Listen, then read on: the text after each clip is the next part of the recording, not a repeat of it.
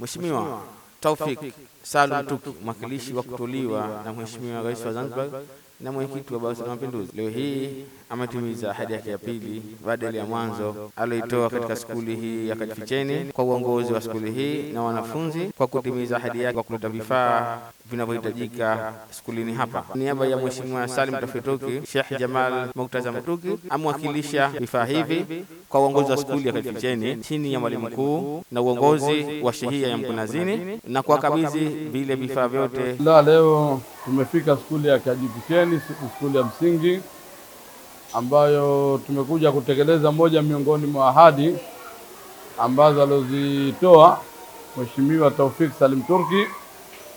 Wakati alipotoa ahadi hizi alikuwa mbunge, sasa hivi amekuwa ni mwakilishi wa kuteuliwa katika serikali yetu ya Zanzibar, baraza la wawakilishi aliyoteuliwa na Mheshimiwa Rais Dr. Hussein Ali Mwinyi.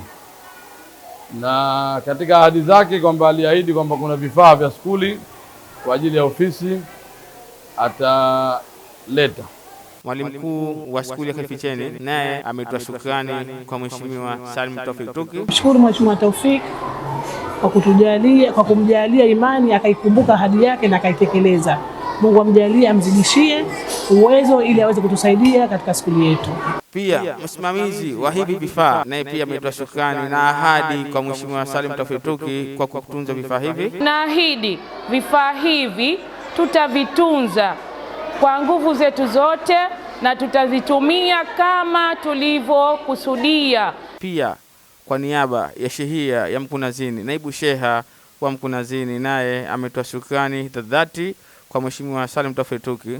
Tunashukuru kwa kutoa ahadi yake mheshimiwa aliyoiahidi bila mtu kumfuata kusema baba vipi, lakini mwenyewe Mwenyezi Mungu kamjalia.